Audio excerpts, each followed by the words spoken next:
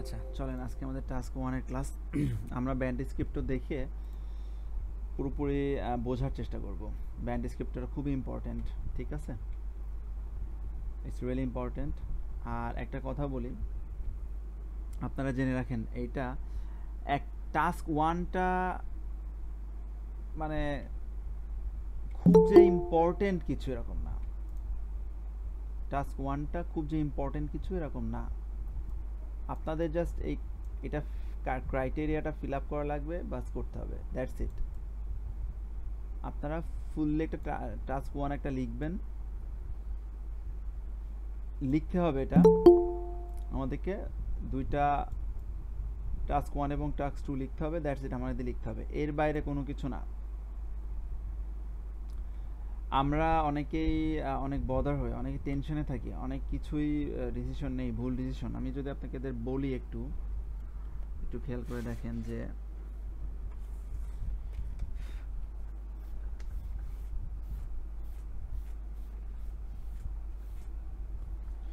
Task 1টা task 1টা আপনার, আপনি যদি টাস্ক 1-এ ধরেন এক্সাম হলে টাস্ক 2 আছে, টাস্ক 1 আর টাস্ক 2, আপনারা অলওয়েজ আজকে থেকে মাথায় নিয়ে রাখেন, আপনারা অলওয়েজ টাস্ক 2টা প্রথমে লিখবেন, অলওয়েজ। তারপরে আপনারা টাস্ক 1 লিখবেন, ঠিক আছে? টাস্ক 2টা প্রথমে লিখবেন, তারপরে টাস্ক 1 লিখবেন। আচ্ছা, টাস্ক 2টা ফার্স্টে লিখতে হবে,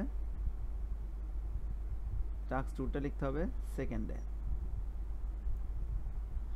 আচ্ছা, টাস্ক 1টাতে যদি আপনি জাস্ট ইমেজিন 7.5 পান টাস্ক 1-এ,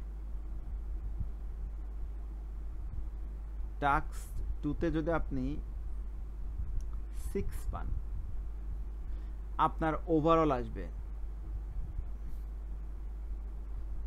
আসবে রাইটিংয়ে 6, ঠিক আছে?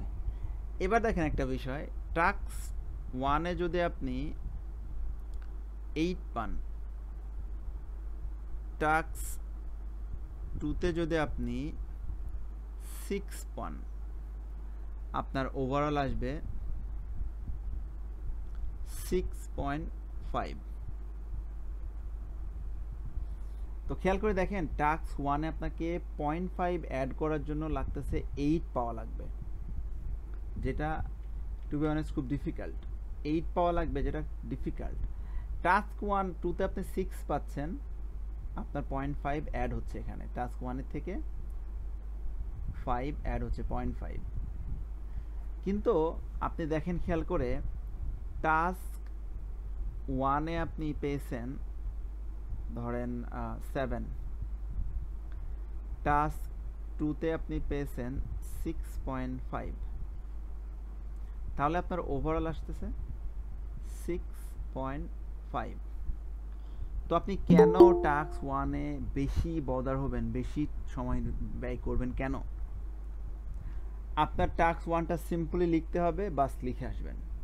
টাস্ক 2টা আগে লিখবেন, প্রয়োজনে 45 মিনিট নেবেন, নো প্রবলেম, নেবেন 15 মিনিট সময় আপনি টাস্ক 2টা লিখবেন, 1টা লিখবেন।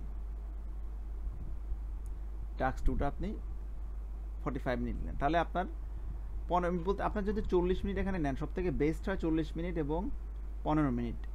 এই 5 মিনিটটা আসলে রিভিশনের জন্য, রিভিশনের জন্য 5 মিনিট যদি আপনি রাখেন, আপনি বিলিভ মি, আপনি যদি রাইটিংয়ে 6 গ্রেডের একটা এসে লিখেন, আপনার এই যে 6 গ্রেডের একটা এসে, এইটা আপনার 80% কেসেসে 6.5-এ চলে যায়। কেন? আপনি যখন ভুলগুলা ধরে ফেলবেন, সেই ভুলগুলার এক্সামিনার ধরতে পারবে না। আপনার কিছু না কিছু ভুল তো ধরবেন, ফর এক্সাম্পল ধরেন 3-4টা ভুল ধরলেন আপনি আপনার, তাহলে আপনার 6.5-এ চলে যাবে। কিন্তু আমরা সব থেকে বেশি ভুল করে থাকি, আমরা রিভিশন দিতে পারি না। রিভিশনটা আসলে এতটাই ইম্পর্টেন্ট যে টাস্ক 1-এ আপনি যদি মনে করেন যেভাবে সেভাবে লিখে 15 মিনিটে লিখে আপনি টাস্ক 2টা যদি রিভিউ করেন, একবার জাস্ট পড়েন, যদি রিভিশন দেন, believe me, task believe me task 2-তে আপনাদের স্কোর বাড়বে ইনশাআল্লাহ, 0.5 হলেও বাড়বে। আর এইটা বাড়া মানে টাস্ক 2-তে যদি বাড়ে আপনার 6.5-এ চলে যাবে, ঠিক আছে? তো 6.5 পাওয়াটা খুব একটা আহামরি কিছু না। আর রাইটিংয়ে শুধু আপনারা যে আপনাদের ভুলগুলা এগুলো ধরতে হবে, এইগুলো ধরা শিখতে হবে। ভুল আপনারা করবেনই 100%, যেটা বলার চেষ্টা করবেন সেটা লিখে বলতে পারবেন না আমি জানি, কিন্তু সেটা একবার পড়বেন, পড়ে দেখবেন যে এটা আপনি কি এটা আসলে বলতে পারতেছেন কিনা। তাহলে আলটিমেটলি দেখেন আমাদের এখানে টাস্ক 2টা আমাদের মানে মেইন, টাস্ক 2টা আমাদের মেইন, টাস্ক 1টা আমাদের খুব একটা মেইন বিষয় না। তার মানে এই না যে আমরা ছেড়ে দিব। এখন একটা বিষয় দেখেন, আপনি যদি task for example task 1 task 2, task 2টা আপনি ফুললি লিখলেন, টাস্ক 1-এ এসে আপনি কি করলেন, পার্শিয়াল লিখলেন। মানে আপনি হয়তো বা কনক্লুশন বা হয়তো বা বডি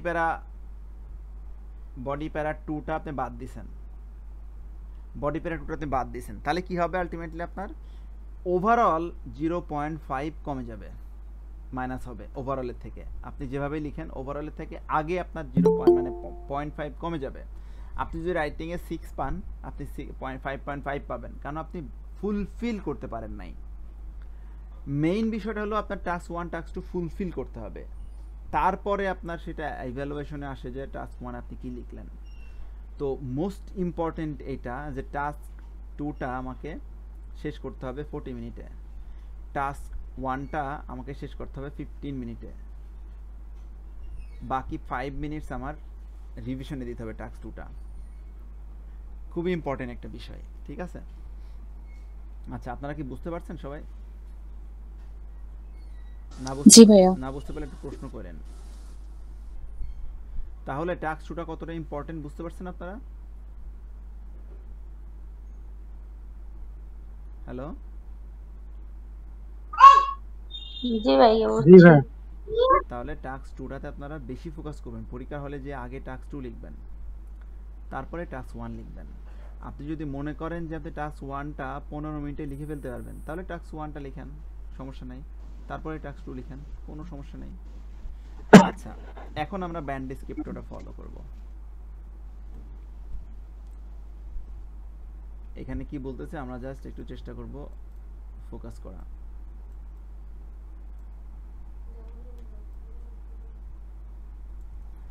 এখানে রাইটিং টাস্ক 1 পাবলিক ভার্সন, যেটা আইএলস এর ওদের দেওয়া আর কি, আমরা কিভাবে কি করতে হয় আমাদেরকে বলে দিয়েছে। তো 7 গ্রেডের যদি আমরা একটা টাস্ক 1 দেখি, বা আমরা একটা 8 গ্রেডের টাস্ক 1 দেখব এবং 7 গ্রেডটাকে ফলো করব।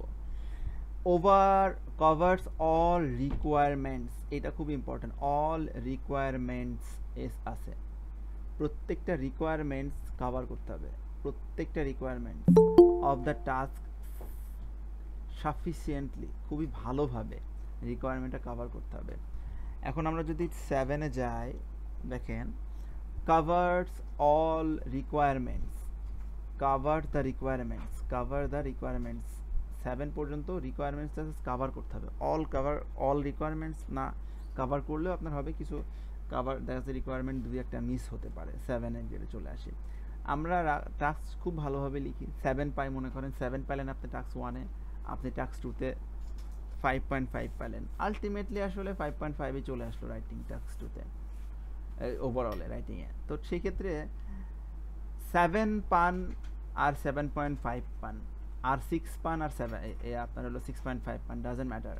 রাইটিং টাস্ক 1-এ যদি আপনি 6 পান, রাইটিং টাস্ক 2-তে যদি আপনি 6.5 পান, তাহলে আপনার কি হচ্ছে, আলটিমেটলি 6.5 ওভারঅল হচ্ছে। তো জাস্ট ক্রাইটেরিয়াটা ফিল আপ করতে হবে, আমাদের ফিল আপ করতে হবে, দ্যাটস ইট। একাডেমিকের জন্য এখানে কি বলতেছে, present a clear overview of main ট্রেন্ডের ওভারভিউ দিতে হবে, ক্লিয়ার একটা ওভারভিউ। ডিফারেন্সেস অর স্টেজেসগুলো যে ভাগ করা থাকে, এই ডিফারেন্সেসগুলোয় বিভিন্ন ধরনের স্টেজগুলোতে আপনাকে ক্লিয়ার ওভারভিউ দিতে হবে, এবং মেইন ট্রেন্ডসটা ডিফারেন্ট স্টেজে আমাদেরকে ক্লিয়ার করে আমাদের প্রেজেন্ট করতে হবে, ক্লিয়ার ওভারভিউ।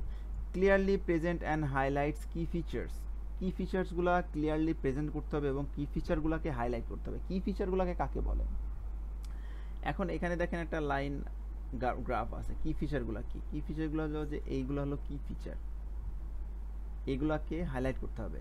কিভাবে দেখেন, কি ফিচারের ভেতরে আপনি যদি ইন্ডিভিজুয়ালি দেখেন যে এইটা, এই যে এখানে এই জায়গাটা একটু বেশি একটা কার্ভ হয়েছে এখান থেকে এই পর্যন্ত, তো এইটা মনে করেন আমাকে হাইলাইট করতে হবে। এখান থেকে এখানে একটু বেশি একদম স্লোপ হয়ে চলে গেছে, এটা আমাকে এক কথায় বলে দিতে হবে, বলে দিলাম। তো মনে করেন যে এই যে এইটুকু, এখান থেকে এটুকু, এইগুলো খুব একটা ইম্পর্টেন্ট না, কিন্তু ইম্পর্টেন্ট কোনগুলো, যেগুলো একটু সিগনিফিক্যান্ট সেগুলো ইম্পর্টেন্ট। ঠিক আছে, আচ্ছা। তো মোটামুটি দেখেন আমাদেরকে কি ফিচারগুলো বুঝতে পারছেন আপনারা, ক্লিয়ারলি প্রেজেন্ট, হাইলাইটস এবং কি ফিচারকে প্রেজেন্ট করতে হবে, বুঝতে পারছেন আপনারা সবাই? আচ্ছা, লজিক্যালি অর্গানাইজড ইনফরমেশন অ্যান্ড আইডিয়াগুলোকে লজিক্যালি ইনফরমেশন এবং আইডিয়াগুলোকে লজিক্যালি অর্গানাইজ করতে হবে। There is clear progression throughout, প্রোগ্রেশনটা আপনার ক্লিয়ার থাকা লাগবে। Use range of cohesive device appropriately although there may be under over use, অল্প বেশি ইউজ হতে পারে। Use a significant range of vocabulary, allow some flexibility and precision, precision মানে নির্ভুলতা, ফ্লেক্সিবিলিটি মানে আপনার topic wise vocabulary. Use less common lexical resource, uses less common lexical resource, যেগুলো common সেগুলো একটু আনকমন ইউজ করার চেষ্টা করবেন। Some awareness of style, collocation use করতে পারেন এখানে। মে প্রডিউস অকেশনাল ইরোডস, এখানে কিছু মিস্টেক আপনার থাকতে পারে, ওয়ার্ড চয়েসে হোক আর স্পেলিংয়ে হোক আর ওয়ার্ড ফরমেশনে হোক, doesn't matter. Use a variety of complex structure আমরা ইউজ করার চেষ্টা করবো, যেগুলো আপনাদেরকে আমি দিয়ে দেবো, রেডিমেড স্ট্রাকচার যেগুলো। Produce frequent error free sentence, has good control of grammar and pronunciation punctuation but May few error থাকতে পারে, পাংচুয়েশনে এবং গ্রামারে ইরোর থাকতে পারে, পাংচুয়েশন এবং গ্রামারে ইরোর থাকতে পারে, ডাজন্ট, সমস্যা নেই। তো আমরা দেখব এখন নিচে দেখব যে প্রত্যেকটা রাইটিং টাস্কের আমরা আজকে ওভারভিউ লেখা শিখব। আগামীকাল থেকে একটা করে আমরা রাইটিং টাস্ক কমপ্লিট করব। আজকে প্রত্যেকটা রাইটিং টাস্কের ওভারভিউ, আমরা কীভাবে ওভারভিউ লিখব। আচ্ছা, একটু মনোযোগ দেন, মোটামুটি আপনারা সবাই জানেন এইটা একটা line graph, doesn't matter line graph হোক আর এখানে বার গ্রাফ হোক। বার গ্রাফ হলে ধরেন যে এখান থেকে এখানে ধরেন বার দিল একটা, জাস্ট এক্সাম্পল, এখান থেকে এই লাইনের এখান থেকে একটা বার দিল এই জায়গাটাতে, এখানে একটা বার দিল, মনে করেন সেম জিনিসই। এটা তো কি, এটা কি বলতেছে, এটা হলো ইটালি, তো মনে করেন সেম জিনিসই, বার এখানে দিল একটা, এখানে দিল একটা, এখানে দিল একটা, তো এই মাপে বার আছে। ওকে, আবার দেখেন এই সুইডেনের বার দিল কি, এখান থেকে এখানে দিল, হয়তো বা এত বড় দিল, এখান থেকে এখানে দিল, এখানে দিল, আবার এখান থেকে ধরেন এখানে দিল, এখান থেকে এখানে, এখানে ছোট করে দিল, তারপরে কি আছে সুইডেন, ইউনাইটেড কিংডম, এরকম ভাবেই। তো বার হোক আর আপনার লাইন হোক, ডাজেন্ট ম্যাটার, ম্যাটারটা হলো কি, ম্যাটারটা হলো আপনার এই যে এখানকার টাইমটা, টাইম ফ্রেমটা। এখানে যদি কোনো টাইম চলমান থাকে, চলমান বলতে এখানে কি 1967 থেকে 1967, 1977, 1987, 1997, 1980। এখন খেয়াল করে দেখেন মাঝে মাঝে কোনো পাই চার্টে, ডাজেন্ট, এটা পাই চার্ট হলো সমস্যা, পাই চার্টে কী করে, এখানে দেয় 2007, এখানে দেয় 2017, একটা পাই চার্টে ধরেন দিয়ে দিল, সমস্যা নাই, ওইটা কমপ্লেক্স, ওটা আপনার হলো আপনার ট্রেন্ড কম্প্যারিজন দুই ওয়েতে লিখতে পারেন, ডাজেন্ট ম্যাটার। এখানে কোনো ধরনের কোনো স্পেসিফাই করে ব্যান্ড ডিসক্রিপ্টরে বলা নাই যে ট্রেন্ড এটা, কম্প্যারিজন ওইটা, ওইটা আপনার ম্যাপ, ওইটা আপনার, হ্যাঁ এখানে চারটা ডিফারেন্ট ভাগ আছে। একটা হলো আপনার লাইন গ্রাফ, বার গ্রাফের ভিতরে পড়ে, যেটা সময়ের ভিতরে পড়ে, সময়। আর একটা হলো একটার সাথে একটা তুলনা, যেটাকে আমরা কম্প্যারিজন বলি, ডাজেন্ট ম্যাটার, এটা হতে পারে আপনি এখানেও কম্পেয়ার করতে পারেন একটার সাথে একটা দেশ, একে সমস্যা নেই। হ্যাঁ, তাদের কথা ব্যান্ড ডিসক্রিপ্টরে দেখলেনই তো, ব্যান্ড ডিসক্রিপ্টরে তাদের কথা অল টাস্ক ফিল আপ করতে হবে, কিন্তু ল্যাঙ্গুয়েজটা একটু আলাদা, আমাদেরকে সেটা করতে হবে। তো দেখেন খেয়াল করে যে এখানে যখন সময় থাকবে ক্রমবর্ধমান সময় থাকবে, এরকম যাইতে থাকবে সময়টা, এরকম যাইতে থাকবে সময়টা, ক্রমবর্ধমান সময় থাকবে, যাইতে থাকবে সময়টা, তখন ওইটাকে আমরা ট্রেন্ড বলি। ট্রেন্ড বলি কেন? ট্রেন্ড বলতেছি এটা যে ল্যাঙ্গুয়েজটা ইজিয়ার করার জন্য ট্রেন্ড বলতেছি। তো ল্যাঙ্গুয়েজটা ইজিয়ার করার জন্য ট্রেন্ড বলতেছি। আর ট্রেন্ডের ক্ষেত্রে বার হোক, পাই হোক, আর লাইন গ্রাফ হোক, ডাজেন্ট ম্যাটার, সেখানে সময় থাকবে। সময়টা কি থাকবে? দুইটা না, শুধু দুইটা পায়ের ভিতরে দুইটা পাই চার্টের সময় না, এখানে সময় ক্রমবর্ধমান সময় থাকবে। আপনার দুয়ের অধিক সময় থাকবে, 1 2 3 4 5, দেখেন 4টা লাইন 5টা সময় দিয়েছে। তো কোনো ক্রমবর্ধমান সময় যদি থাকে সেটাকে আমরা ট্রেন্ড হিসেবে নিব। আমার কথা বুঝতে পারছেন? যদি কোনো ক্রমবর্ধমান সময় থাকে সেটাকে আমরা ট্রেন্ড হিসেবে নিব। বুঝতে পারছেন সবাই? হ্যালো, যদি ক্রমবর্ধমান সময় থাকে সেটাকে আমরা কি হিসেবে নিব? জি ভাইয়া, ট্রেন্ড। ট্রেন্ড হিসেবে নিব। ট্রেন্ড লেখার একটা সূত্র আছে, লাইন গ্রাফ লেখা, যেটা সূত্রটা হলো যে হোয়াট, কি দেখেন, আপনারা নোট করে নেন। What plus where plus how plus when, এটা হলো লাইন গ্রাফের সূত্র। এটা দিয়ে আপনারা সেন্টেন্স মেক করতে পারবেন, any time any line graph দিয়ে আপনি সেন্টেন্স মেক করতে পারবেন, যে কোনো লাইন গ্রাফে আপনারা সেন্টেন্স মেক করতে পারবেন। কিভাবে করবেন আমি এটা একটা এক্সাম্পল দিয়ে দিই আপনাদের। হোয়াট, এখানে কি নিয়ে কথা হচ্ছে? কথা হচ্ছে কি, টাইটেল দিয়ে দিয়েছে তারা, অ্যাভারেজ কার্বন ডাইঅক্সাইড, মানে carbon dioxide emission per person. Carbon di emission হয় মানে অ্যাভারেজ, নর্মালি কার্বন ডাই প্রত্যেকটা মানুষ থেকে কার্বন ডাই নির্গত হয়। এখন কার্বন ডাই নির্গত নিয়ে আমাদের লেখা, তাহলে এটা হোয়াট। এবার আমাদের কি হোয়ার, কোথায় হচ্ছে? কোথায় হচ্ছে? ইউনাইটেড কিংডমে হচ্ছে, সুইডেনে হচ্ছে, ইটালিতে হচ্ছে, পর্তুগালে হচ্ছে। তাহলে আমরা কি করব, এই কি জিনিস দিয়ে লিখতেছি আমরা, যে কার্বন ডাইঅক্সাইড কোথায় হচ্ছে, কোথায় লিখব? United kingdom. কিভাবে এটা বাড়তেছে না কমতেছে? কিভাবে বাড়তেছে না কমতেছে, এটা হলো কিভাবে। তো এমিশন মেট্রিক টনে বাড়তেছে আর মেট্রিক টনে কমতেছে। আর ওয়েন, কোথায়?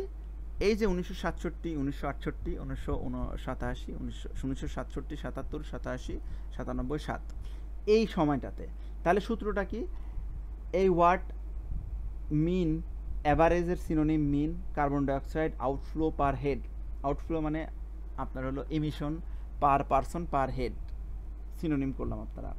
তাহলে কি হচ্ছে, কিভাবে আপনারা বডি প্যারা লিখবো একটা বিষয়। তো আজকে যেহেতু আমরা ওভারভিউ লেখা শিখছি, আজকে বডি প্যারাতে চলে যাচ্ছিলাম, তো বডি প্যারাতে আমরা এটা শেষ করে দিই কীভাবে লিখতে হয়। তো ধরেন এটা কি হোয়াট, তারপরে কি কোথায়, ওয়্যার, সুইডেন নিলাম, ধরেন একটা যে কোনো একটা নিলাম, সুইডেন কোনো সমস্যা নেই। তারপরে কি কিভাবে, হাউ। এখন হাউ এর ভার্ব আছে ইনক্রিজ অর ডিক্রিজ, কিভাবে ইনক্রিজ, কিভাবে অ্যাডজেক্টিভ আছে, সিগনিফিকেন্টলি, শার্পলি, অথবা ডিক্রিজ, সিগনিফিকেন্টলি, শার্পলি, আমি প্রোভাইড করবো এগুলা। কিভাবে হাউ হলো, তার কোথায়, ওয়েন, টাইম ফ্রেম, তাহলে কি টাইম ফ্রেম, 1967 থেকে 1977 দিয়ে দিলাম, বা 1967 থেকে 2007, এরকম। তো আপনারা বুঝতে পারছেন যে সূত্র দিয়ে আমরা প্রত্যেকটা ওয়ার্ড লিখব। আপনারা বুঝতে পারছেন বিষয়টা? হ্যালো, জি ভাইয়া, আচ্ছা, কঠিন লাগছে নাকি? না ভাইয়া। আচ্ছা, তো সূত্র দিয়ে আমরা লাইন গ্রাফ সুন্দরভাবে লিখে ফেলবো, খুবই অল্প সময়ে, ঝামেলা ছাড়া, কোনো ঝামেলা নাই। আচ্ছা, তো এখন আমরা ওভারভিউ লেখা শিখবো। ওভারভিউটা অ্যাকচুয়ালি ইম্পর্টেন্ট। তো মেইন ট্রেন্ডের ওভারভিউ লিখতে হবে আমাদেরকে। মেইন ট্রেন্ড এখানে কি বলতেছে, যে আমাদেরকে বলতেছে যে ওভারভিউ দিতে হবে, ক্লিয়ার প্রেজেন্ট ওভারভিউ, মেইন ট্রেন্ডের ওভারভিউ দিতে হবে, ডিফারেন্ট স্টেজে মেইন ট্রেন্ডের ওভারভিউ দিতে হবে। ওভারভিউ কীভাবে লিখতে হবে আমাদেরকে আলাদাভাবে লাইনে বলে দিয়েছে। মেইন ট্রেন্ডের এবং ডিফারেন্ট স্টেজে, ডিফারেন্ট স্টেজ বলতে 1 2 3, 1 2 3 4টা, এই 4টার মেইন ট্রেন্ডগুলা কি বলা যায়। এখন দেখেন, আমরা ওভারভিউ লিখবো একটা কমপ্লেক্স সেন্টেন্স, 2টা সেন্টেন্সকে এক জায়গায় করে দিব। ফর এক্সাম্পল, ওভারভিউ কীভাবে লিখতে হয় দেখেন, এই যে ওভারঅল ইন্ট্রোডাকশনের কথা বলে দেই শর্টলি। প্রত্যেক প্রত্যেকটা মানে প্যারাগ্রাফের ইন্ট্রোডাকশনে একদম এক্স্যাক্টলি আপনার হলো সেম টাস্ক টুর মতো, জাস্ট প্যারাফ্রেজ করবেন, যতটুকু পারেন প্যারাফ্রেজ করবেন, যতটুকু পারা যায় প্যারাফ্রেজ করবেন, ঠিক আছে? এখানে কোনো ইয়ে নাই, এখানে কোনো স্পেসিফিক, এগুলো ওয়ার্ড, হ্যাঁ, এগুলো এক্সপ্রেশন, যেটা আপনি বলতে পারেন যে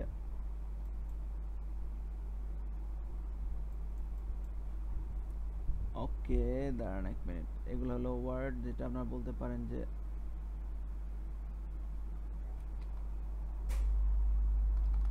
এগুলা রেডিমেড ওয়ার্ড যেটাকে বলা যায়। আচ্ছা, তো প্রত্যেকটা প্যারাগ্রাফেরই ইন্ট্রোডাকশন সেম।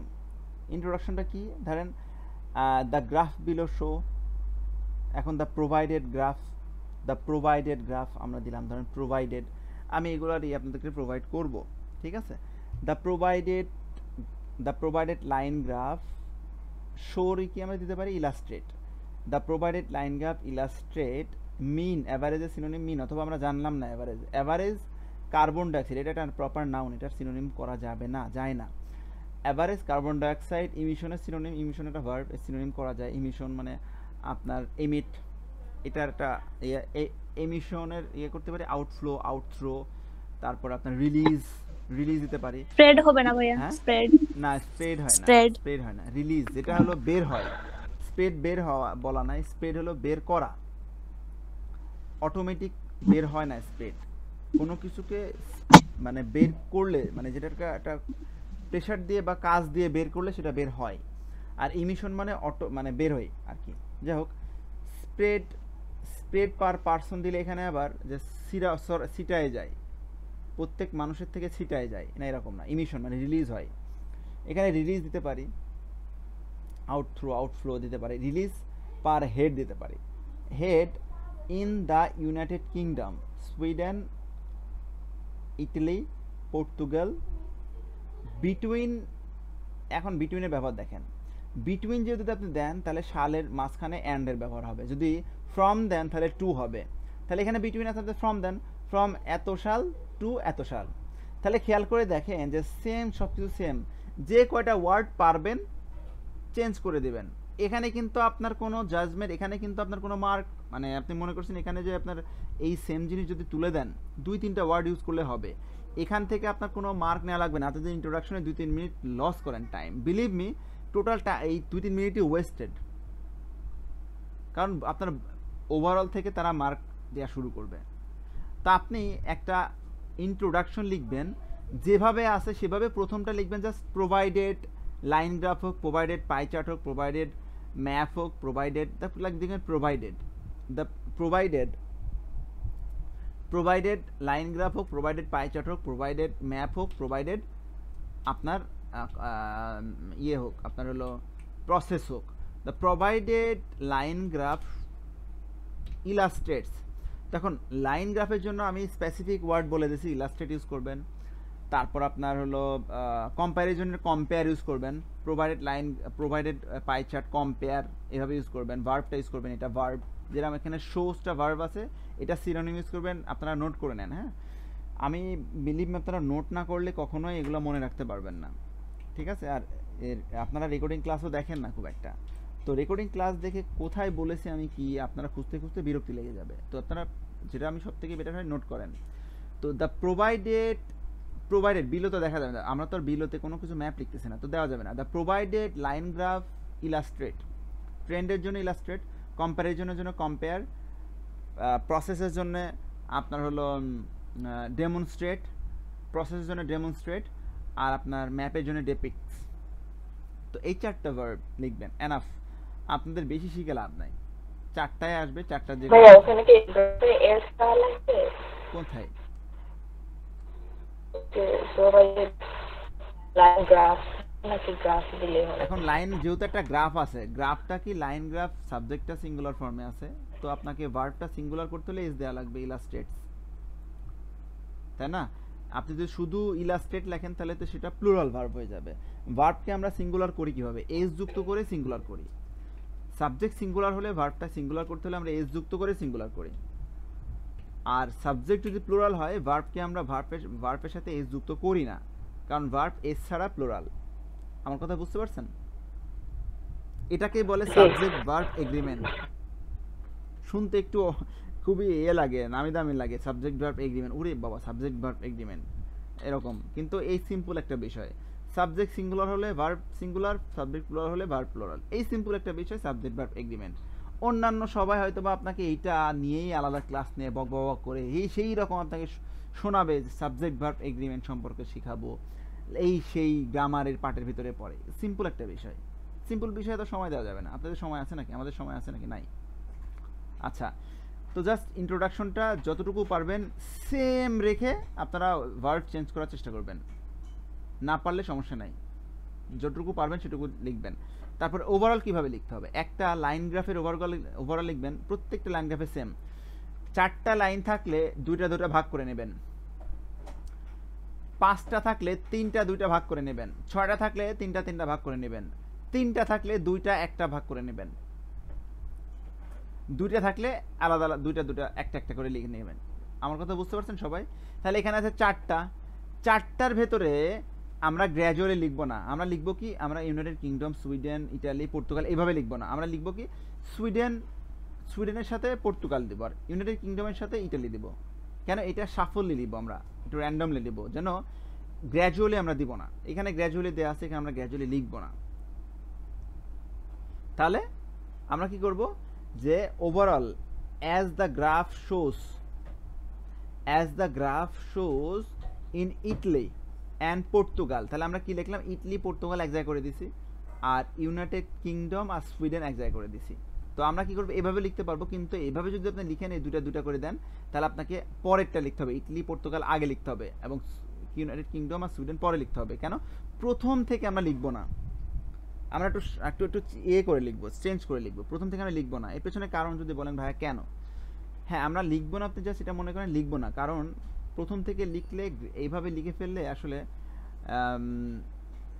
এটা আসলে পুরো এই প্যারাগ্রাফটা আসলে যেভাবে আপনি লিখবেন, তারা আসলে জাজ করবে আপনাকে যে নর্মালি সে লিখে ফেলেছে যেটুকু, সে আসলে মোটামুটি তার ভেতরে আপনি একটু চেঞ্জ লাগবে না। ইউনাইটেড কিংডমের পরে আপনার সুইডেন আসলো, হ্যাঁ, যেটা এইভাবে শুরু হয়ে শেষ হয়ে যাচ্ছে, কিন্তু না, একটু ভ্যারাইটিস আনলে সেন্টেন্সটাও ভ্যারাইটিস চলে আসে, সেন্টেন্সটার সেম সেন্টেন্স হয় না, আর আপনার এই এই এই ইয়েগুলো ট্রেনগুলো, মেন ট্রেনগুলোর ভেতরেও ভ্যারাইটিস চলে আসে। তাহলে কি হয়, ও 2টা বডি প্যারা সুন্দর মিক্স সেন্টেন্সে লেখা যায়। ঠিক আছে, তাহলে আমরা কি করলাম, ইটালি এবং সুইডেন, এটা মুখস্থ, এটা প্রত্যেক ইয়েতে লিখতে পারবেন, যে overall as per graph shows, অথবা ইট ইজ ক্লিয়ারলি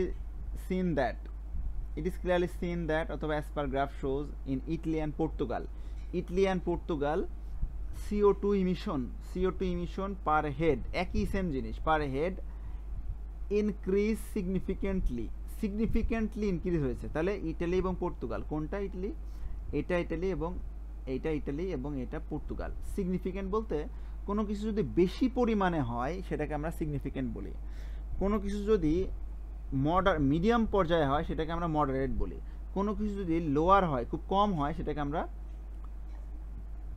লোয়ার বলি, মানে মিনিমাল বলি। এখন কোনটা সিগনিফিকেন্টের ইয়ে কি, আমরা দেখেন কিছু অ্যাডজেক্টিভ আছে, অ্যাডজেক্টিভগুলো আমি এখানে দিয়েছি মেবি,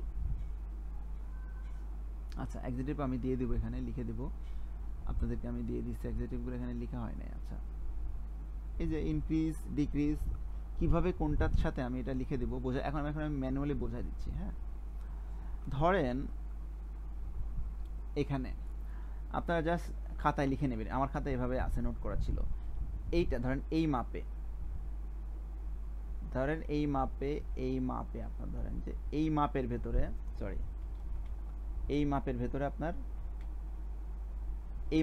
আপনার বেড়ে গেছে, এটাকে কত ডিগ্রি অ্যাঙ্গেল বানাবার বলবো, যতই হোক এই মাপের ভেতরে ধরেন যত ডিগ্রি হোক, এটা এই ডিগ্রিতে যেই লাইনের গ্রাফগুলো উপরে উঠবে উচ্চমুখী হলে আমাদের এখানে এই অ্যাডজেক্টিভগুলো ইউজ করব। কোন অ্যাডজেক্টিভগুলো আপনারা একটু নোট করে নেন। 1 সিগনিফিকেন্ট, 2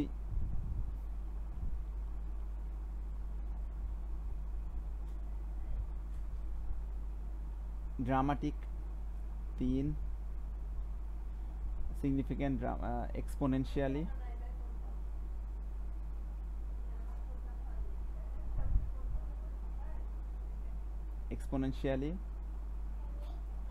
sharp,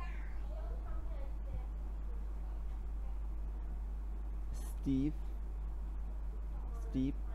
তাহলে সিগনিফিক্যান্ট, ড্রামাটিক, এক্সপোনেনশিয়াল, হ্যাঁ এক্সপোনেনশিয়াল, এটা আবার অ্যাডজেক্টিভ হয়ে গেল, এগুলো আমি না লিখছি নাউন।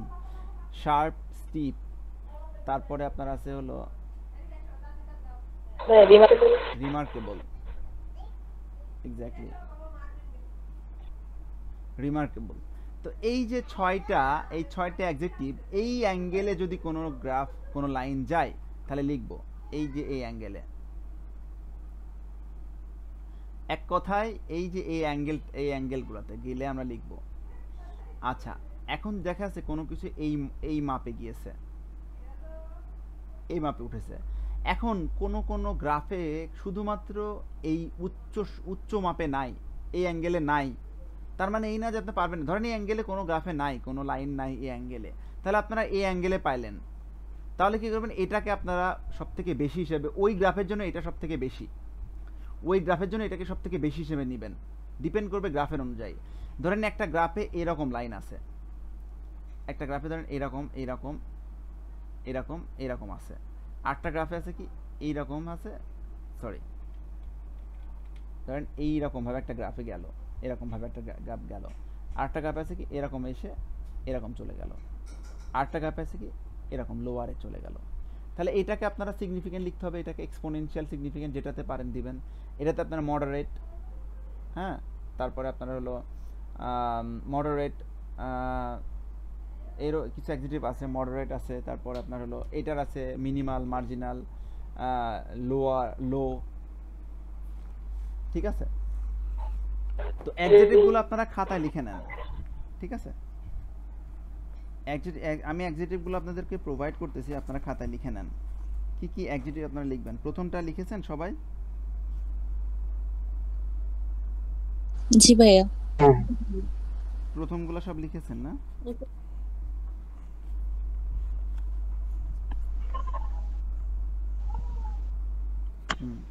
খাতাটা দেখি নিয়ে যাও তো, না ঠাকুর সরো, তুমি সরো। আচ্ছা, এখন অ্যাডজেক্টিভগুলো আমি আপনাদেরকে দিচ্ছি, আপনারা লিখে নেন, হ্যাঁ আচ্ছা নোট করে নেন, হ্যাঁ আচ্ছা। তাহলে সিগনিফিক্যান্ট, শার্প, স্টিফ, এক্সপোনেনশিয়াল, ড্রামাটিক এবং স্টিফ, রিমার্কেবল, শার্প, অলরাইট। এবার যদি কোনো ধরনের মডারেটলি আসছে, মডারেট ধরেন এই মডারেটের জন্য, ধরেন মডারেট, এটা ধরেন মডারেট, এই লাইনের ক্ষেত্রে মডারেট, ধরেন একটা গ্রাফে এইটা কখনো কখনো রিমার্কেবল হবে যদি এখানে এই মাপের আর দুটা এই মাপে থাকে, গ্রাফের উপর ডিপেন্ড করবে। আপনাদের একটাই কাজ হবে যে এই অ্যাডজেক্টিভের ভেতরে আপনারা চেষ্টা করবেন যে উপরের একদম যেটা উচ্চর এখানে দুইটা ইউজ করার চেষ্টা করবেন, মাঝখানে দুইটা ইউজ করার চেষ্টা করবেন, লোয়ারে দুইটা ইউজ করার চেষ্টা করবেন, দ্যাটস ইট, আপনাদের কাজ হবে এটা, ঠিক আছে। আচ্ছা, তারপরে আপনারা মাঝামাঝি পর্যায়ে যখন থাকবে তখন কি লিখবেন, কয়টা লিখবেন, ধরেন 1 moderately, moderate 2 gradual, gradual 3 constant, 4 steady. তাহলে এটা গেল একদম মাঝারি অবস্থাতে, বুঝতে পারছেন। তাহলে এইটা গেল আপনার একদম উচ্চ, এটা মাঝারি, একদম লোয়ারে যখন যাবে তখন আমরা কি ইউজ করব, 1 মিনিমাল, 2 মার্জিনাল,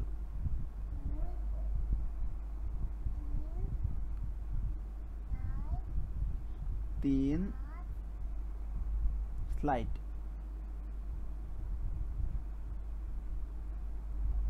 4 স্লো, 5 নেগলিজিবল।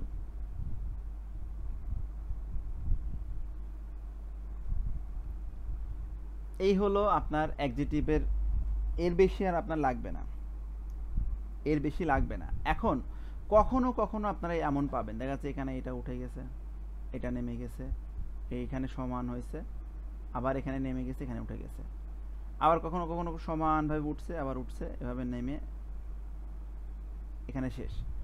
এই সমানটাকে আপনারা কিভাবে ডেসক্রাইব করবেন? দুইটা আছে ওয়ার্ড এখানে সমানটাকে ডেসক্রাইব করার জন্য। দুইটার ভেতরে একটা হলো আপনার প্লাটিয়াও, আর একটা হলো আপনার লেভেলিং অফ।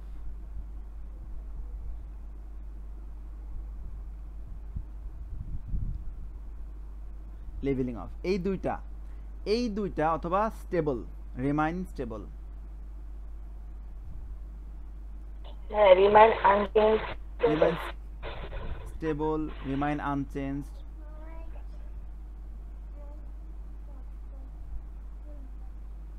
আনচেঞ্জড, এইটা আর কি, এইভাবে আপনারা লিখতে পারবেন। ঠিক আছে, তো এগুলো আপনারা নোট করে নেবেন। হ্যাঁ, এগুলো নোট করে নিয়ে আপনারা হলো আমি আপনাদের হোমওয়ার্ক দিলে এটা আজকে হোমওয়ার্ক দিব ওভারঅলের। তো এখন ওভারঅলের ক্ষেত্রে কিন্তু এগুলো ইম্পর্টেন্ট, এগুলো ইউজ হবে। আচ্ছা চলেন আমরা দেখি ওভারঅল কীভাবে লিখবো এটা ট্রেন্ডের। তো ট্রেন্ডের ক্ষেত্রে দুটো এক আলাদা আলাদা করে নিব। তো আমরা কি আলাদা করে নিলাম? ইটালি নিলাম, পর্তুগাল নিলাম। ইটালি পর্তুগাল কি হলো, এখান থেকে শুরু করে এই মাপে উচ্চ স্বরে উঠে গেল, এখান থেকে শুরু করে উচ্চ স্বরে উঠে গেল। এর ওপরে কি আর আছে উঠা? এর উপরে আর আছে? এটা সব থেকে উপরে না এই গ্রাফ অনুযায়ী? জি ভাইয়া। তাহলে আমরা কি ইউজ করলাম? সিগনিফিক্যান্ট ইউজ করলাম। সিগনিফিক্যান্টলি। ঠিক আছে, বুঝতে পারছেন? আচ্ছা, এই দুটার জন্য আমরা ইউজ করলাম ইনক্রিজ সিগনিফিক্যান্টলি। ওকে, ওয়্যার অ্যাজ অপর পক্ষে ইউকে ডিক্রিজ গ্র্যাজুয়ালি। এখন দেখেন খেয়াল করে, এখন আমরা যদি আবার এই দুটা একসাথে করে ডিক্রিজ করে দেই তাহলে কিন্তু কেমন অড লাগে, এই যে এক দুইটা ডিসক্রিট দুইটা ডিক্রিজ। এই জন্য আমরা কি করব? চেঞ্জ করব। এখানে একটা বিষয় আছে, যখন কোনো কিছু এইরকম এইরকম এইরকম এরকম থাকবে বা এরকম এরকম এরকম এরকম আঁকা বাঁকা থাকবে, এক কথায় আঁকা বাঁকা থাকবে, এবং এখান থেকে শুরু হয়েছে আঁকা বাঁকা হয়ে আবার এখানে কাছাকাছি শেষ হয়েছে, এটাকে আমরা বলবো ফ্ল্যাকচুয়েটেড।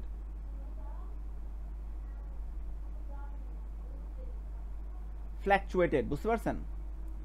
তারপরে আরো বলেন তো। ভ্যাসিলেট, অসিলেট আমরা বলতে পারি। হ্যাঁ, রিমাইন আনস্টেবল বলতে পারি এভাবে। আচ্ছা, সব থেকে ভালো ফ্ল্যাকচুয়েটেড ইউজ করা। অলরাইট, তো আমরা এখানে কি করব, যে আমরা কি করলাম, ইউকেটা, এই যে ইউনাইটেড স্টেটটা, ইউকেটা আমরা দিলাম কি ডিক্রিজ গ্র্যাজুয়ালি। এটা যেহেতু আমরা এখানে একটা ওয়ার্ড ইউজ করলাম সিগনিফিক্যান্ট, এখানে একটা ইউজ করলাম গ্র্যাজুয়াল, তাহলে দুইটা ইউজ হয়ে গেল আমাদের। লেভেল 1 আমি এখানে বলে দেই লেভেল অনুযায়ী, এটা লেভেল 1, এটা লেভেল 2, এটা লেভেল 3। তাহলে এটা লোয়ার, সব থেকে লোয়ার, এটা সব থেকে উপরে হাই। তো আমরা চেষ্টা করব একটা হাই ইউজ করা, একটা মডারেট অথবা লেভেল লোয়ার ইউজ করা। আর আরেকটা ইউজ করবো কি ফ্ল্যাকচুয়েট, চেষ্টা করব ফ্ল্যাকচুয়েট ইউজ করা। তাহলে কি হবে আমাদের, মোটামুটি একটা হাই, একটা মিডিয়াম অথবা লোয়ার, আর একটা ফ্ল্যাকচুয়েট, তাহলে মোটামুটি তিনটা ইউজ হয়ে যাবে। তো এখানে আমরা ইউজ করেছি কি সিগনিফিক্যান্ট, তারপরে কি গ্র্যাজুয়াল, এখান থেকে নেমে গিয়েছে, গ্র্যাজুয়ালি নেমে গিয়েছে, যেটা মডারেট বলা যায় এক কথায়। তাহলে দুইটা হয়ে গেল ইউজ করা। হাউ এভার, যাই হোক, Sweden down turn with fluctuation over the time. এটা নিচে নেমে গেছে, এখান থেকে ডাউন টার্ন হয়েছে, এখান থেকে নিচে নেমে গেছে কি করে, আঁকা বাঁকা হয়ে, ফ্ল্যাকচুয়েট করে নিচে নামছে। তাহলে ফ্ল্যাকচুয়েশনের সাথে এটা নিচে নামছে, যার জন্য আমরা ফ্ল্যাকচুয়েট ইউজ করে দিলাম। তাহলে বুঝতে পারছেন এটা ওভারভিউটা? হ্যাঁ, আর একবার একটু বলেন তো, বুঝতে পারছি কিন্তু। হ্যাঁ, ধরেন এখন দেখেন যে লাইন যদি 4টা থাকে, 4টার ভেতরে 2টা আমরা এক জায়গায় করে নেব, যে 2টা গ্র্যাজুয়ালি বেড়ে গেছে, যে 2টা বেড়ে গেছে সেই 2টা আমরা এক জায়গায় করে নেব। কোন 2টা বেড়ে গেছে? সমানে এইটা আর এইটা বেড়ে গিয়েছে। এটা কি হয়েছে, একসাথে কমে গিয়েছে, এটাও কমেছে কিন্তু এটা একটু উপরে উঠে কমেছে, তার জন্য আমরা ফ্ল্যাকচুয়েশন ইউজ করলাম আলাদা করে লিখে। এখন আমরা যদি অন্যান্য দেখে যদি যাই, অনলাইনে যদি যাই, অন্যান্য ইয়েতে যদি যাই, ফর এক্সাম্পল চলেন যে কোনো একটা যাই, ট্রেন্ডে আপনার লাইন গ্রাফে যদি যাই,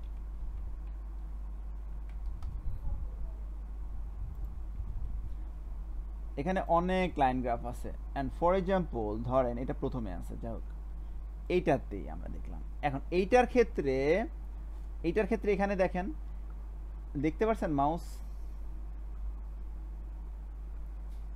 দেখা যায়, আমি মাউস নড়াচড়া করতেছি, দেখা যায় না তো দেখতে পাই না, দেখা যায় না, এখন যাচ্ছে দেখা দেখতে আচ্ছা। এই যে ধরেন এইটা তো নিচে নেমেছে, একটাই নিচে নেমেছে এখানে, আর দুইটা উপরে উঠেছে।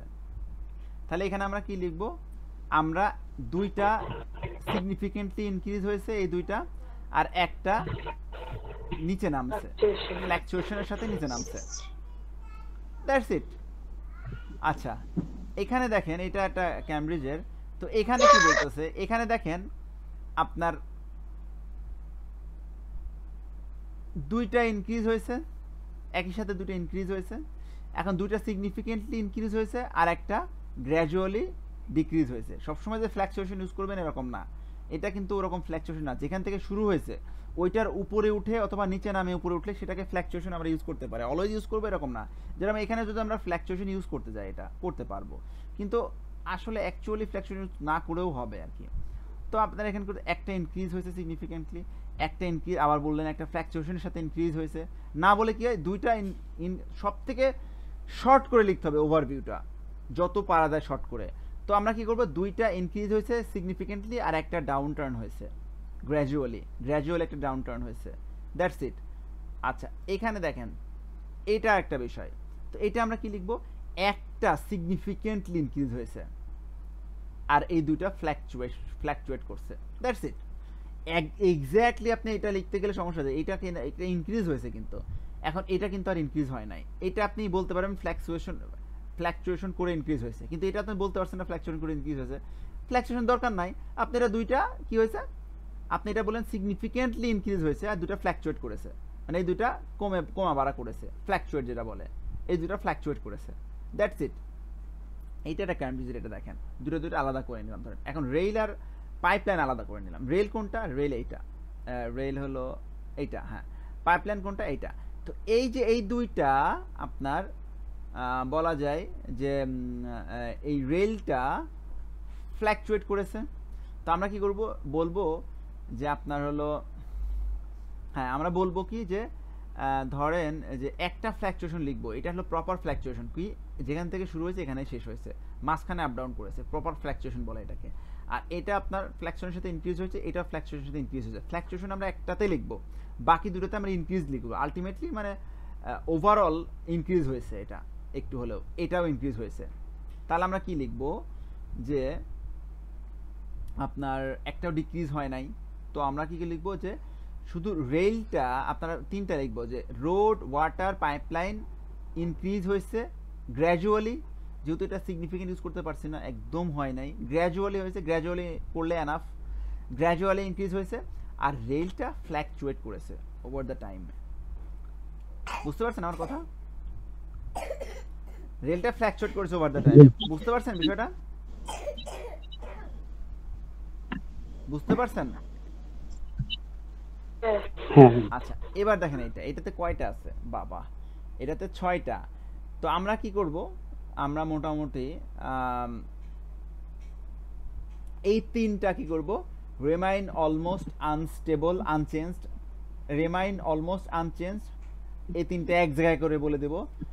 আর এই দুইটাকে আমরা বলবো ইনক্রিজ গ্র্যাজুয়ালি, সরি এটাকে ইনক্রিজ সিগনিফিকেন্টলি বলে দেব, আর এটা ইনক্রিজ গ্র্যাজুয়ালি। এই দুটো ইনক্রিজ, যেহেতু আমাদের শোনেন এখানে ফ্ল্যাকচুয়েশন ইউজ করা যায়, কিন্তু আসলে এখানে দেখেন এটার জন্য সিগনিফিকেন্ট ইউজ করতেছি, এই দুটোর জন্য যদি একটা আবার আলাদা করে ফ্ল্যাকচুয়েশন ইউজ করছি, এটার জন্য আবার ইনক্রিজ ইউজ করছি, এই তিনটা আবার দেখেন এখানে অনেক বেশি। তো আপনি এগুলো বলতে গেলে একটা বডি প্যারা হয়ে যাবে। বডি প্যারা কি 150 ওয়ার্ডের, একটা বডি প্যারা করা যাবে না। একটা ওভারভিউ লিখতে, ওভারভিউতে অলওয়েজ একদম সব সময় মনে রাখবেন, এটা রিমাইন্ড করে রাখবেন যে সবথেকে সহজ মানে শর্ট লিখতে হবে, শর্টকাট। আপনি একটা কমপ্লেক্স কম্পাউন্ড সেন্টেন্স লিখতে পারেন, এর বেশি না। একটা সিম্পলের সাথে ওয়্যারএজ দিয়ে আলাদা আলাদা অ্যাড করে দিলেন, তারপরে হাউএভার দিয়ে ফ্ল্যাকচুয়েশন দিয়ে দিতে পারেন, এটা সব থেকে বড়, এর বেশি করা যাবে না। তো এখানে আপনাকে কি করতে হবে, একটা সিগনিফিকেন্টলি ইনক্রিজ, ওয়্যারএজ এই দুটা গ্র্যাজুয়ালি ইনক্রিজ, হাউএভার এই তিনটা রিমাইন অলমোস্ট আনচেঞ্জড। অলমোস্ট দিতে হবে, কারণ এটা পুরোপুরি অ্যাকচুয়ালি না, অলমোস্ট আনচেঞ্জ। আমার কথা বুঝতে পারছেন কিভাবে শর্ট করে লিখতে হবে? ইলাবোরেট তো আমরা বডি প্যারাতে যাই করব।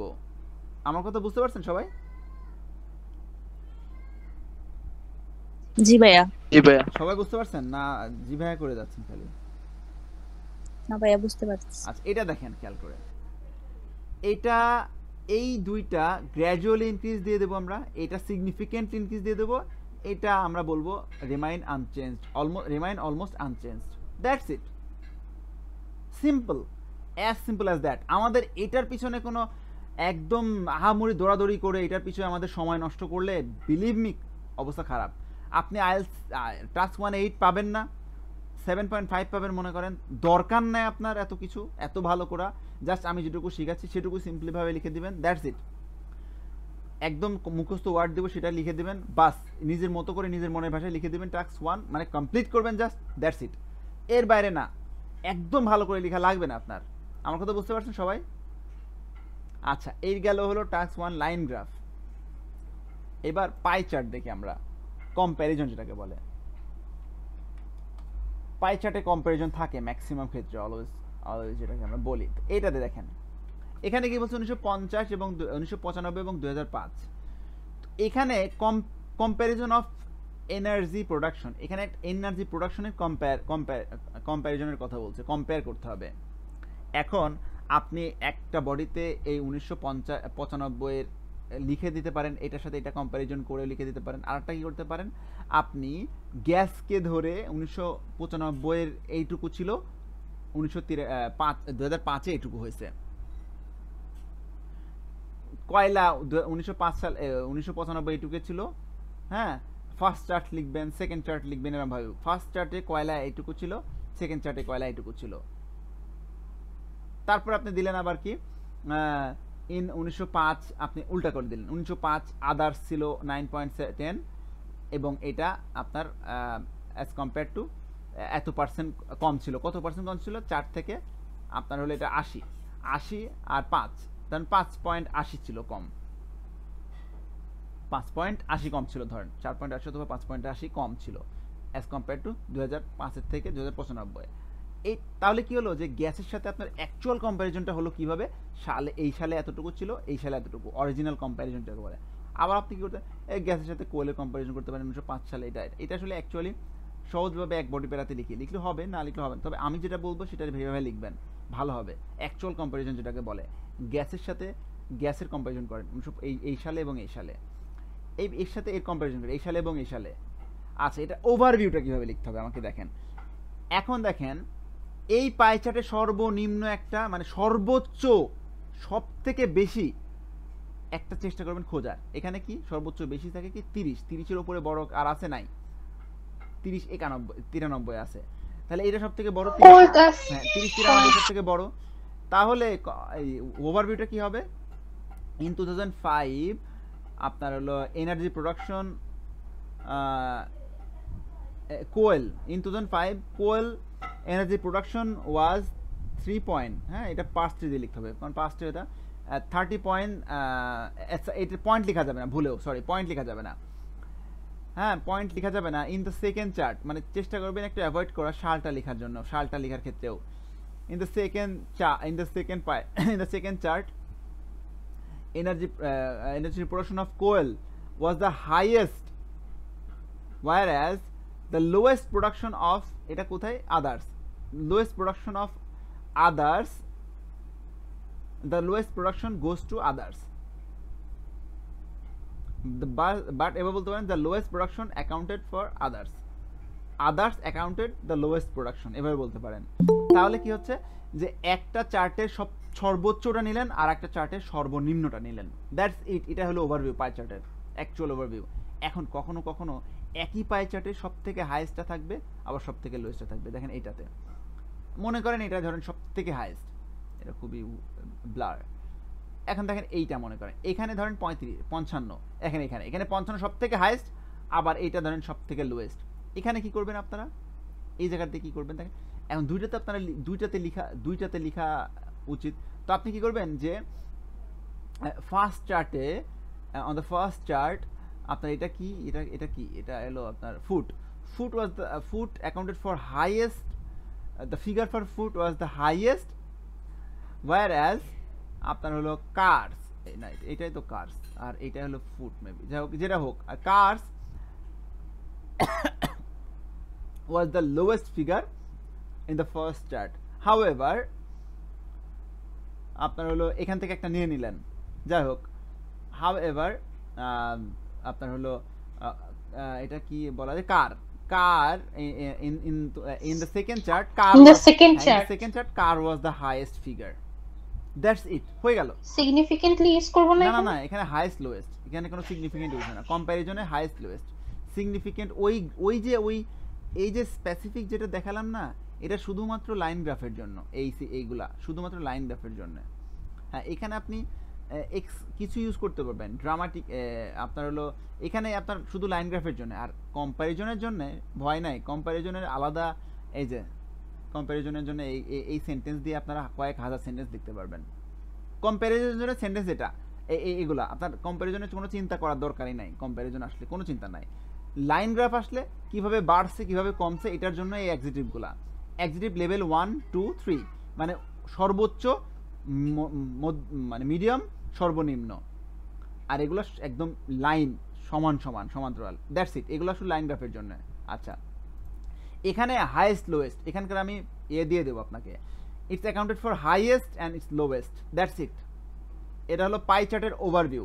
আচ্ছা, আপনারা আবার বুঝে নেন এটার ক্ষেত্রে আমরা পাই চার্টের ওভারভিউ কিভাবে লিখবো, একজন বলেন তো একটু। অ্যাকচুয়ালি হতে হবে এরকম না, জাস্ট চেষ্টা করবেন নেয়ার একটা থেকে হাইয়েস্ট, এবং ওইটাতে যদি লোয়েস্ট থাকে হাইয়েস্ট লোয়েস্ট নিয়ে নেবেন, হাউএভার এটাতে যেটা হাইয়েস্ট ছিল ওটা দিয়ে দেবেন, দ্যাটস ইট। এরকম কোনো কিছু না পাই চার্টে। আচ্ছা বলেন এইটার একটা ওভারভিউ বলেন আমাকে, জাস্ট বাংলাতে বলেন।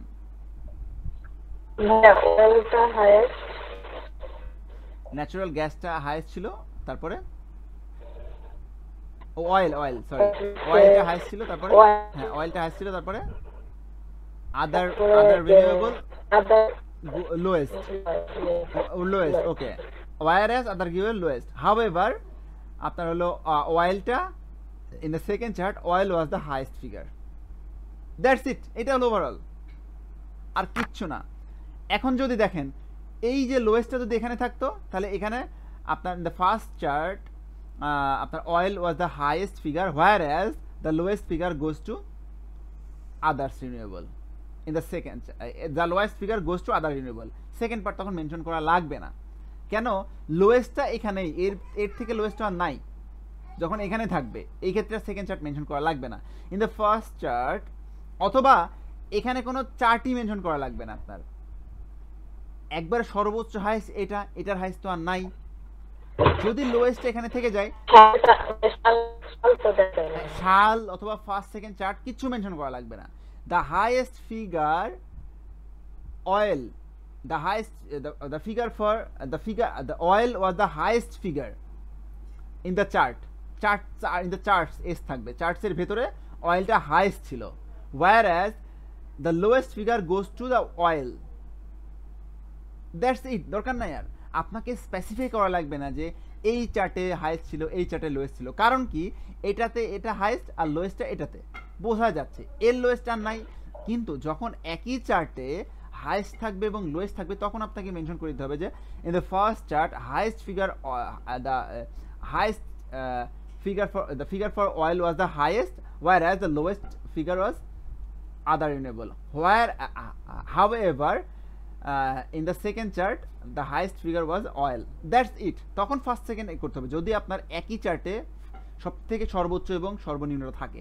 আর যদি এক চার্টে সর্বোচ্চ এবং এক চার্টে সর্বনিম্ন থাকে, তাহলে আর কোনো চার্ট মেনশন করে দেওয়া লাগবে না, তখন চার্টস বলে দিলে হবে যে the highest figure in the figure for oil was the highest in the charts, মানে চার্টসের ভেতরে, দুটো চার্টের ভেতরে অয়েল দ্য হাইয়েস্ট ছিল, তাহলে 52% তো আর নাই কোনোটাতে, তখন আর ফিগার চার্ট মেনশন করা লাগতেছে না, কারণ এই দুটার ভেতরে এটা সব থেকে হাইয়েস্ট।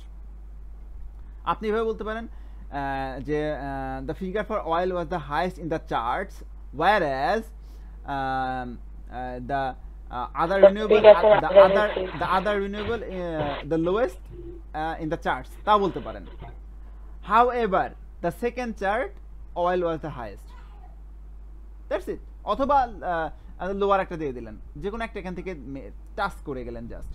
ভাইয়া তাই সবগুলা হাইয়েস্ট লোয়েস্ট দুইটা দিলে হবে, হ্যাঁ জাস্ট হাইয়েস্ট লোয়েস্ট দিলে হবে। তবে একই চার্টে যদি হাইয়েস্ট লোয়েস্ট থাকে তাহলে তো আসলে মানে এই চার্টটা কভার করা হচ্ছে না, না করলেও সমস্যা নাই। যদি আপনি হাইয়েস্ট চার্টস লিখে দেন, যদি আপনি বলেন এইটার ক্ষেত্রে যদি বলেন যে the highest figure the figure for oil was the highest in the charts, whereas আপনি যদি চার্টটা লাস্টে দিন এভাবে লিখতে পারেন, the figure for oil was the highest, whereas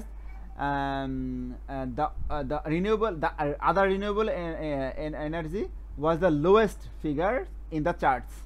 তাহলে উভয় ক্ষেত্রে চার্টটা ইউজ হলো, যে পুরো চার্টের ভেতরে অয়েলটা হাইয়েস্ট ফিগার আর আদার রিনিউয়েবল এনার্জিটা লোয়েস্ট ফিগার, দ্যাটস ইট। আমার কথা বুঝতে পারছেন? কারণ দুইটা চার্টেই তো দুইটা ফিগারই আছে, বুঝতে পারছেন? তাহলে হাইয়েস্টটা আর লোয়েস্টটা, এখানে হাইয়েস্ট লোয়েস্ট ইউজ হবে, আর ওখানে আপনার ইনক্রিজ ডিক্রিজ ইউজ হয়। ট্রেন্ডে ইনক্রিজ ডিক্রিজ আর কম্প্যারিজনে হাইয়েস্ট লোয়েস্ট, এই হলো বিষয়। ট্রেন্ডে ইনক্রিজ ডিক্রিজ আর কম্প্যারিজনে হাইয়েস্ট লোয়েস্ট। বুঝতে পারছেন আমার কথা? সবাই বুঝতে পারছেন কিভাবে ভাবে লিখবেন? ওকে, তাহলে এইটাই আমি নিলাম, এইটা আপনাদেরকে আমি হোমওয়ার্ক দিয়ে দেব।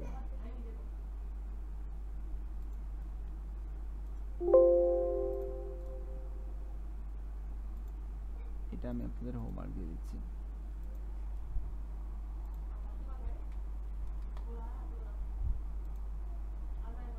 জাস্ট ওভারভিউ লিখতে হবে, ঠিক আছে? আচ্ছা, তারপরে এখন পাই লাইন গ্রাফের একটা নিয়ে নিই আমরা, এখান থেকে লাইন গ্রাফের হোমওয়ার্কটাও দিয়ে দিই। শুধু ওভারভিউ লিখবেন, just overview, that nothing else. Alright, এখন এখানে ক্যামব্রিজের একটা দেয়াটা it will be better choice, এইটা দিয়ে দিই।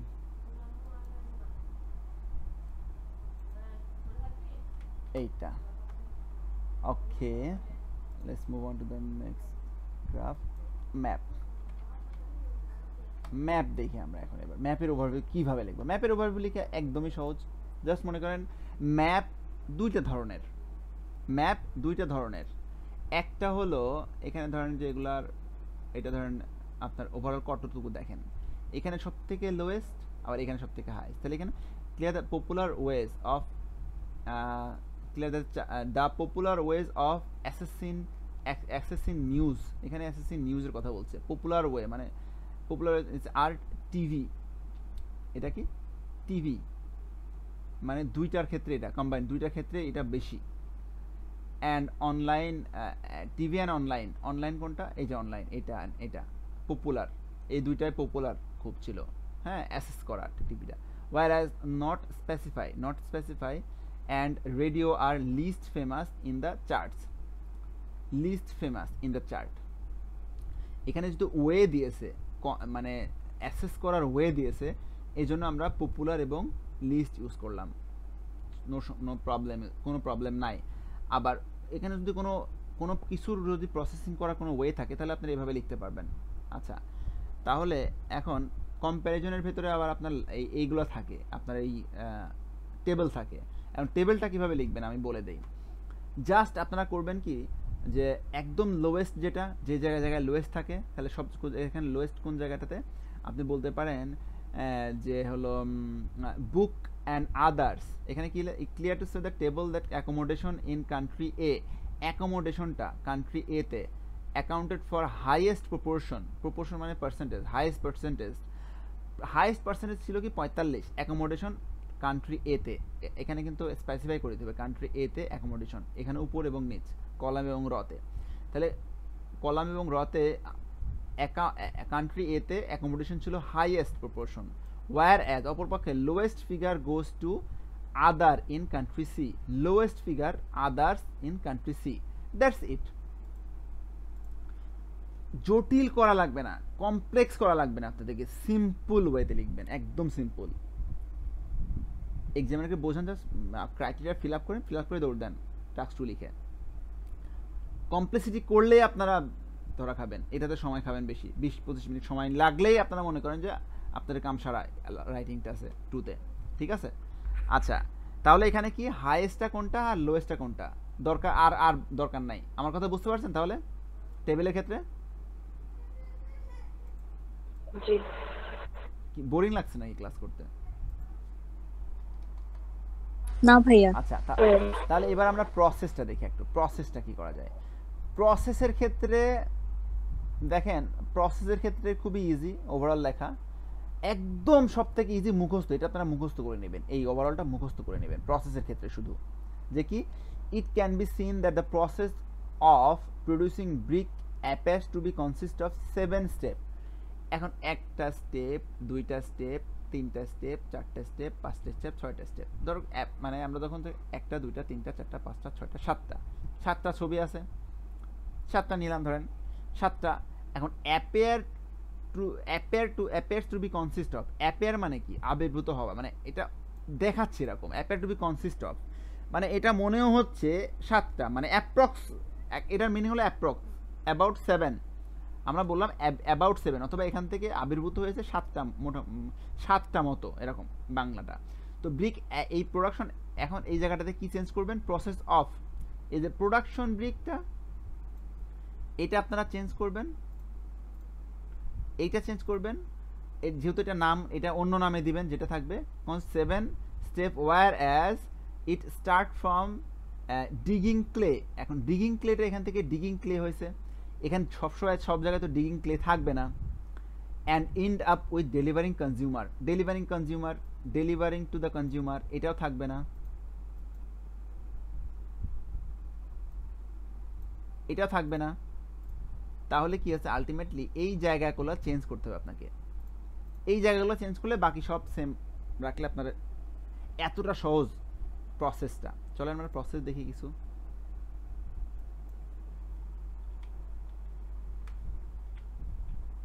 প্রসেস, তো প্রসেস ধরেন আমরা এটা দেখলাম, এইটা তো এখন এটা কি aluminium recycle, and it appears to be consist of 1 2 3 4 5 6টা, appear to be consist of 6 steps, দেখেন appear to be consist of 6 steps where it start, কোথা থেকে স্টার্ট হয়েছে, it start from used can collection, start from collection from the recycle bin and end up of reusing the can অথবা aluminium can, reusing the aluminum can, it's end with the aluminum can প্রসেসটায়। তাহলে কি আমাদের overall কয়টা process, এটা শুরু হয়েছে কোথা থেকে, শেষ হতে কোথা থেকে, এতটা ইজি। আচ্ছা, এবার আপনারা আমাকে এইটা বলেন, এই প্রসেসটা বলেন, ছোট কেন, ছোট ইমেজ কেন বলেন তো, এই প্রসেসটা বলেন, কে একজন বলেন, এই যে এটা দেখে দেখে বলেন, এটা দেখে দেখে আপনারা এই প্রসেসটা বলেন, এটা দেখে দেখে এই প্রসেসটা বলেন। এই তীরগুলা গুনবেন, খালি প্রসেসের তীরগুলা গুনবেন, 1 2 3 4 5 6 7 8 9 10টা মতো বলেন, একজন বলেন।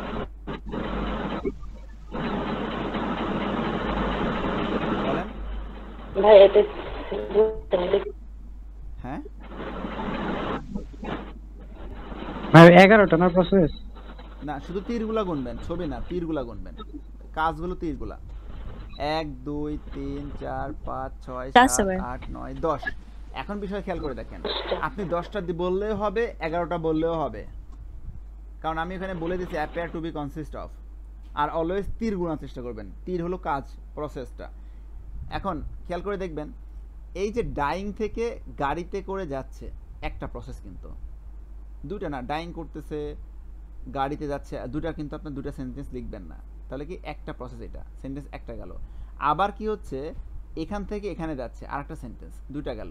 এখান থেকে এখানে আসছে, এখান থেকে এখানে আসছে তিনটা সেন্টেন্স, এখান থেকে এখানে চারটা, এখান থেকে এখানে পাঁচটা, এখানে ছয়টা সেন্টেন্স। তাহলে বডি প্যারা 1-এ 3টা, বডি প্যারা 2-তে 3টা, ছয়টা, তিনটা ছয়টা সেন্টেন্স তারা এইভাবে দিয়েছে। ছয়টা সেন্টেন্সে আপনি শেষ করে দিলেন। দুইটা ছবিকে একটা প্রসেস হিসেবে ডিসক্রাইব করতে হবে। তাহলে আপনার এখানে একটা ওভারঅল বলেন, কেউ একজন বলেন সাহস The করে। process appears to be step 10 where each starts from dying is a big product. It end up with manufacturing the goods.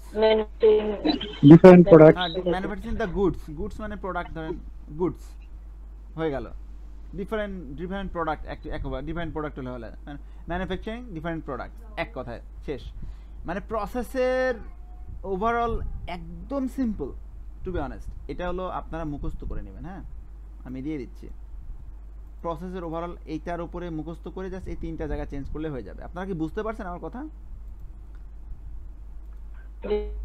তাহলে প্রসেসের আগে একটা দিয়ে দেয় আপনাদের, প্রসেসের আগে একটা ইয়ে দিয়ে দেয়, হোমওয়ার্ক দিয়ে দেয়। কোনটা দিয়ে দেবো প্রসেসের হোমওয়ার্ক?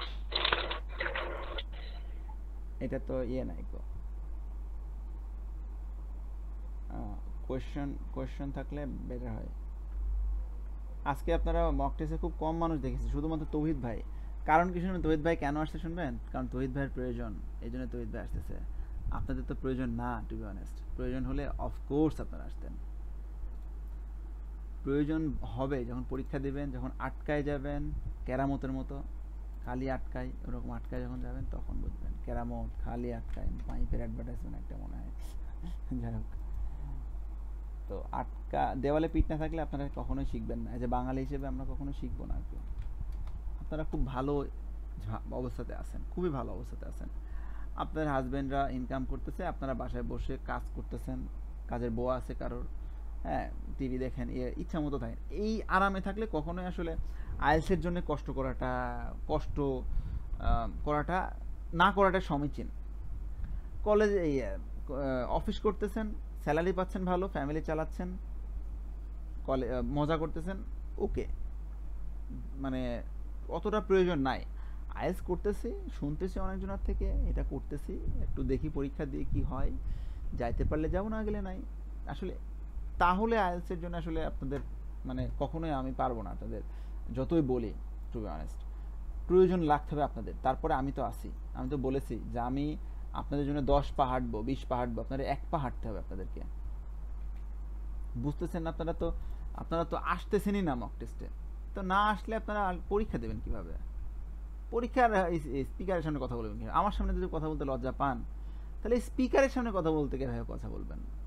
আপনি কি মনে করেন গোপনে স্পিকারের সাথে দাঁতামাতা করে কথা বলে চলে আসবো, ঝামেলা শেষ, আমাকে জানবে না কেউ আমি খারাপ স্পিকার? তো আপনার স্কোর যখন পাবেন তখন তো আপনি স্কোর কি লুকাবেন? কান্ট্রিতে স্কোর তো পাবলিকালি আপনি দিবেন। দেখেন, এটা হলো ইনডোর, এটাকে বলে ইনডোর ম্যাপ। ম্যাপের দুইটা ভিন্ন ধরন আছে, একটা ইনডোর ম্যাপ, একটা আউটডোর ম্যাপ। প্রত্যেকটা ম্যাপে দুইটা ম্যাপ থাকবে প্রত্যেকটা ক্ষেত্রে। এটা হলো আউটডোর ম্যাপ, এটা ইনডোর ম্যাপ। ইনডোর ম্যাপের ক্ষেত্রে আপনারা কি করবেন, যে এখানে যেই যে চেঞ্জগুলো দেখেন, এখানে যে চেঞ্জ, ম্যাপের ক্ষেত্রে দেখেন, ম্যাপের ক্ষেত্রে ওভারঅলটা দেখেন। কি হলো, এখানে ম্যাপ কোথায় গেল, হারাইছে, নিচে উড়ে গেছে, এই যে ম্যাপ। আচ্ছা, ধরেন এটা আউটডোর ম্যাপ একটা। তো ম্যাপের ক্ষেত্রে দেখেন ওভারঅল কিভাবে লেখা, A comparison of two maps reveal a complete transformation from a largely rural to mainly urban area.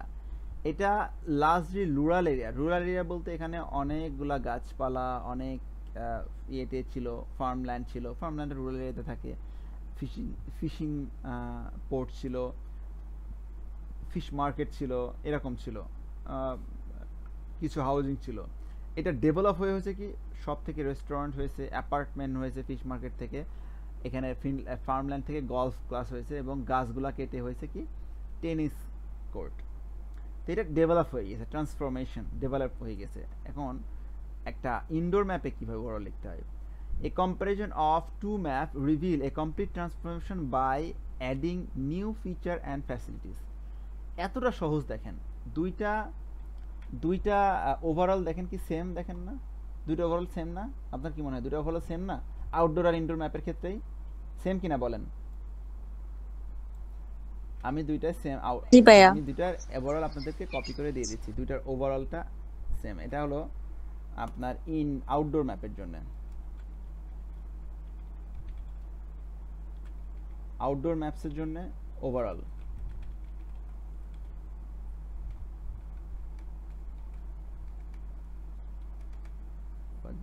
Overall এইটা সিম্পল, এটা দ্যাটস ইট। চেঞ্জগুলো কোথায় কোথায় আপনারা জানবেন যে comparison of two maps reveal complete transformation from a largely rural area to mainly urban area, outdoor ম্যাপের ক্ষেত্রে। অলরাইট, এইটা হলো ইনডোর ম্যাপ, মানে ভেতরে কোন একটা জায়গার ভেতরে, বাউন্ডারির ভেতরে, যাকে বলে ইনডোর ম্যাপ। বাউন্ডারির ভেতরে ইনডোর ম্যাপ এবং আউটডোর ম্যাপ আপনারা কোথাও শুনবেন না হয়তো, বা ল্যাঙ্গুয়েজকে ইজি করার জন্য আমি নিজে এগুলোকে এভাবে করেছি, রিভিল করে রাখছি। আচ্ছা, ইনডোর ম্যাপ,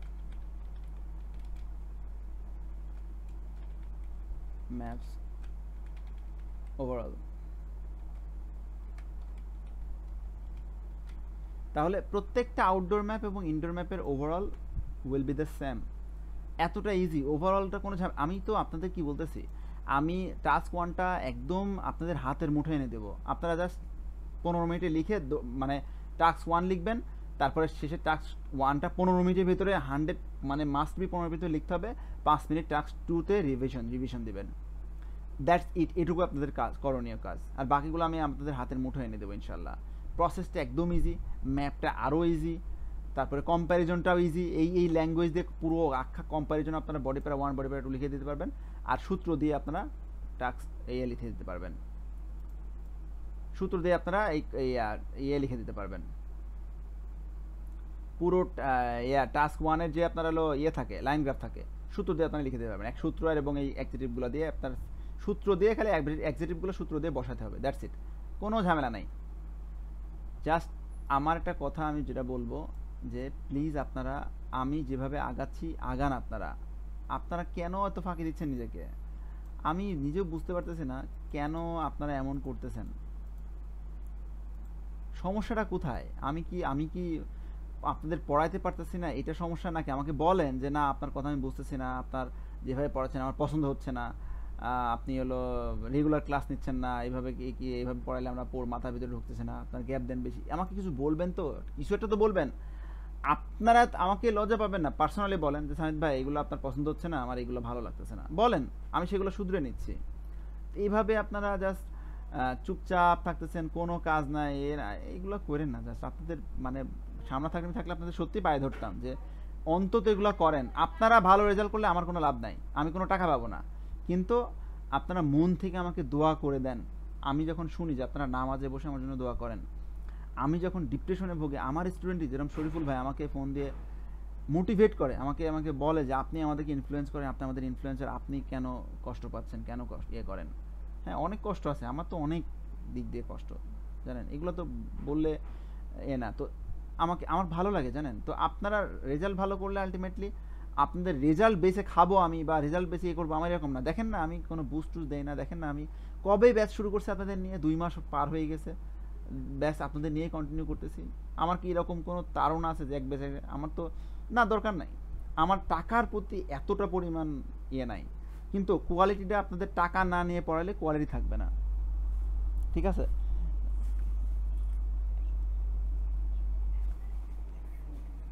তো সেই ক্ষেত্রে আপনারা করেন, ঠিক আছে? তো ঠিক আছে, আপনাদের আমি হোমওয়ার্ক দিয়ে দিচ্ছি, ঠিক আছে? আর দেখা হবে আগামী কালকে। কিছু কথা বলতেছি আমি, 1-2 মিনিট আমাকে টাইম দেন, কিছু কথা বলতেছি, ঠিক আছে? ঠিক আছে, ভালো থাকবেন, আসসালামু আলাইকুম।